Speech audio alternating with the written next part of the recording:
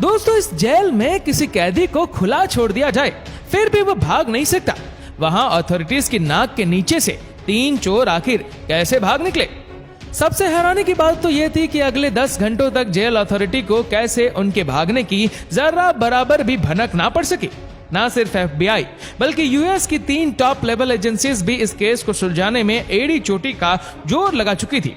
हम बात कर रहे हैं एक ऐसे जेल ब्रेक की जो पिछले 60 सालों से सिर्फ उलझा हुआ ही नहीं बल्कि दुनिया के लिए अब एक मिस्ट्री बन चुका है।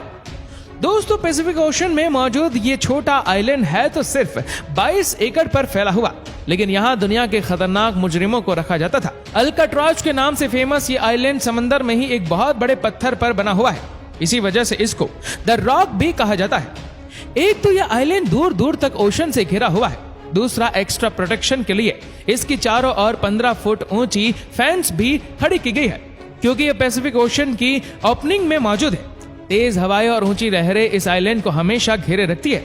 इन सब कंडीशन को देखते हुए 1934 में इसको फेडरल रिजर्व डिक्लेयर कर दिया गया, जहां हद से ज्यादा सिक्योरिटी दी जाती है। अगर यहाँ कोई एक बार आ गया तो खुद से निकलना किसी भी सूरत मुमकिन नहीं था। इस जेल को इनस्केपेबल का दर्जा हासिल था। लेकिन 12 जुलाई 1962 को अल्काट्राज का सारा भ्रम टूट गया, जब 3 प्रिजनर्स यहाँ की सिक्योरिटी को बड़ी महारत से धोखा देकर फरार हो गए। इस कहानी के मेन किरदार ये 4 लोग हैं, जिनमें जॉन अंगलिन और क्लियरेंस अंगलिन आपस में भाई है। इनको एक बैंक रॉबरी के केस में रखा गया था। उसके बाद ये है फ्रैंक मॉरिस, जो 13 साल की एज से ही बार बार जेल जा चुका है। इसको भी अल्काट्राज में बैंक रॉबरी की वजह से ही रखा गया था। और आखिर में ये एलन वेस्ट, जो पहले भी कई बार दूसरे जेलों से भागने की कोशिश कर चुका है। इसी वजह से इसको मैक्सिमम सिक्योरिटी के लिए अल्काट्राज में रखा गया। एलन वेस्ट इस जेल में काफी अरसे से है, इसी वजह से इसको जेल के कंपाउंड के बारे में दूसरों से ज्यादा मालूम है। अल्काट्राज से भागने का आइडिया सबसे पहले 1960 में एलन वेस्ट ने ही अपने इन साथियों को बताया था। एलन ने जेल के ब्लॉक बी में एक लूप होल्स तलाश किया था, जहां से उनका भागना शायद किसी हद तक मुमकिन था। अब मसला यह है कि ये चारों लंच ब्रेक में मिलते तो थे, लेकिन इनके सेल्स ब्लॉक बी में नहीं थे। ये चारों ये कोशिश में लगे रहे कि इनको ब्लॉक बी में शिफ्ट कर दिया जाए। खुशकिस्मती थी इनकी कि जेलर ने इनको ब्लॉक बी में शिफ्ट कर दिया, और वह भी एक दूसरे के बगल में। इनका पहला टारगेट तो अब पूरा हो चुका था। चारों प्रिजनर एक साथ ब्लॉक बी में शिफ्ट हो चुके थे। अगले 2 सालों तक ये अपने अपने सेल्स के अंदर ही क्या खिचड़ी पकाते रहे, इसकी किसी को कानों कान खबर ना पड़ी। लेकिन 12 जुलाई 1962 को रूटीन के मुताबिक सुबह के 7 बजे जेल स्टाफ तमाम प्रिजनर्स को उठाने के लिए निकले। असेंबली में काउंटिंग की गई तो इनमें 3 प्रिजनर्स मिसिंग थे। जब स्टाफ ने तमाम सेल्स को दोबारा से चेक किया तो ब्लॉक बी में एंगलिन ब्रदर समेत फ्रैंक मॉरिस को अपने ही बेड पर सोया हुआ पाया। उनको ये बात बिल्कुल भी नॉर्मल नहीं लगी और उन्होंने सेल के अंदर जाकर उनको उठाने की कोशिश की। इसी दौरान वह क्या देखते हैं कि तीनों सेल्स के बेड पर सिर्फ डमी हेड्स पड़े हुए थे। जी हाँ, वह तीनों भाग चुके थे और उन्होंने शॉप, प्लास्टर और कंक्रीट मिक्सचर से बना यह डमी हेड रख दिया था। इनमें से एक हाथ लगने की वजह से जमीन पर गिरकर टूट भी गया, जिसको इस फोटो में भी देखा जा सकता है। यह मंजर देखकर पूरे जेल स्टाफ के तो होश ही उड़ गए। उन्होंने ये समझकर कि प्रिजनर्स आइलैंड से बाहर तो जा नहीं सकते, इसलिए उन्होंने पूरे आइलैंड की छानबीन शुरू कर दी, लेकिन कहीं भी उनका नामो निशान ना मिल सका। सबको एक ही चीज सताई जा रही थी कि इतनी हाई सिक्योरिटी में एक भी नहीं 3 प्रिजनर्स भागे तो भागे कैसे। याद रहे कि इन भागने वालों में एलन वेस्ट नहीं था, जिसका असल में ये सारा प्लान था। इन्वेस्टिगेशन टीम बुलाई गई और FBI को भी ये रिपोर्ट किया गया। ये देखा गया कि तीनों अपने सेल की दीवार में लगे छोटे वेंट को तोड़कर बाहर निकले हैं। हैरानी तो तब हुई जब दीवार की परली साइड पर 3 नहीं बल्कि 4 सेल्स के वेंट डैमेज थे। जी हाँ, ये चौथा वेंट एलन वेस्ट के सेल का था, जो किसी वजह से अपने वेंट से बाहर निकलने में नाकाम रहा था। एलन वेस्ट को अब अच्छी तरह मालूम पड़ चुका था कि उसके बचने का कोई चांस नहीं है, लिहाजा उसने इसी बात में अपनी भलाई मानी कि इन्वेस्टिगेटर्स को सारा प्लान बता देना चाहिए। यही एलन ने एतराफ किया था कि सारा प्लान असल में उसी का था।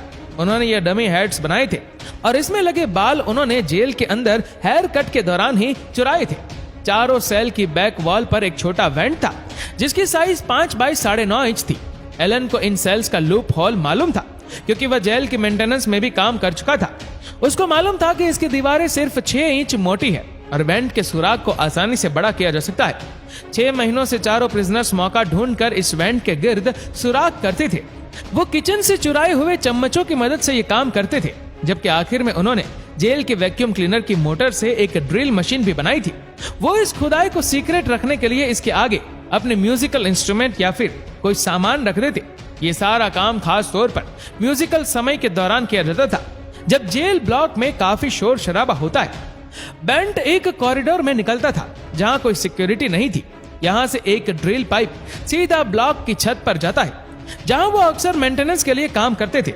अल्काट्राज में प्रिजनर्स को बिजी रखने के लिए उनसे मेंटेनेंस का काम करवाया जाता था। ये चारों प्रिजनर्स भी मेंटेनेंस करने छत पर जाया करते थे और इस बहाने वो अपने भागने के प्लान के लिए हर छोटी से छोटी चीज का जायजा भी लेते थे। छत से वह एक और पाइप को यूज करके नीचे उतरे और फिर आइलैंड की 15 फुट बड़ी फेंस को नाप कर भाग निकले। उन्होंने अपनी सारी तैयारी पूरी कर रखी थी।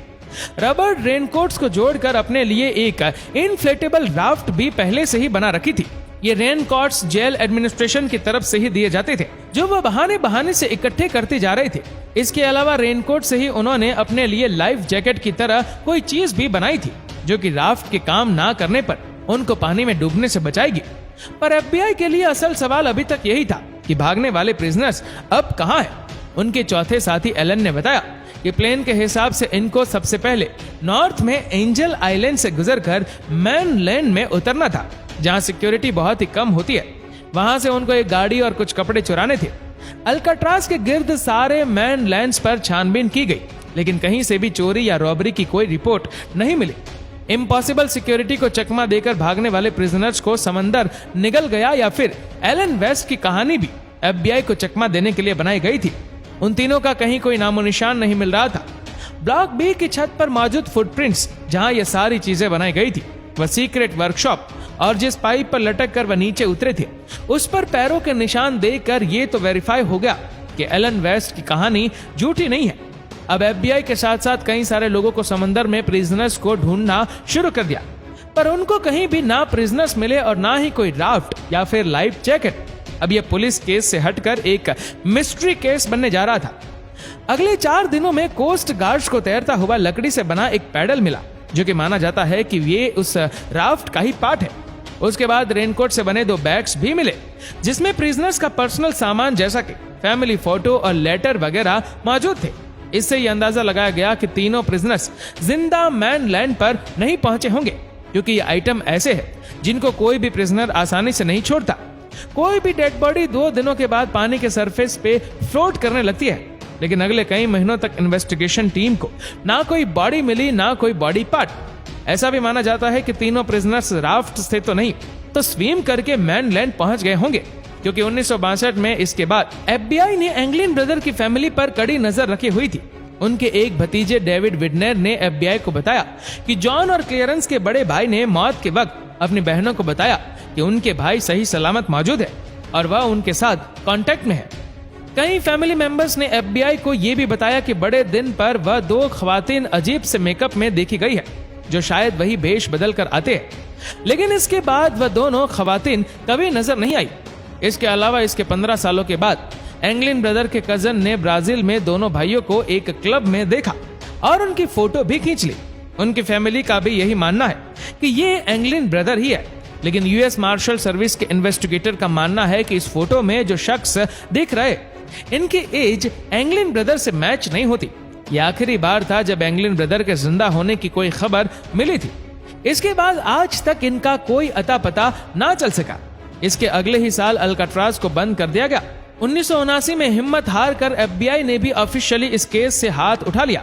अब सिर्फ यूएस मार्शल सर्विस है जहां यह केस अभी तक खुला हुआ है, और ये तब तक खुला रहेगा जब तक या तो प्रिजनर्स पकड़े नहीं जाते, उनकी डेड बॉडी नहीं मिलती, या फिर उनकी एज 99 नहीं हो जाती।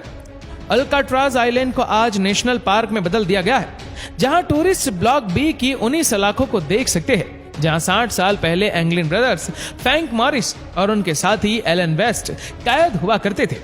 दोस्तों इस वीडियो को आप अपने तक सीमित ना रखें, जितना हो सके इस वीडियो को शेयर करें फेसबुक पर, व्हाट्सएप पर, यूट्यूब पर, और ऐसे ही और भी इंटरेस्टिंग वीडियोस को यूट्यूब पर देखने के लिए नीचे कमेंट सेक्शन में लिंक दी गई है, जिसके ऊपर क्लिक करके हमारे चैनल को आप सब्सक्राइब करें और बेल आइकन दबाएं, ताकि हमारे हर लेटेस्ट वीडियो की अपडेट आपको मिलेगी सबसे पहले। और हाँ, हमारे फेसबुक पेज को फॉलो करना मत भूलना।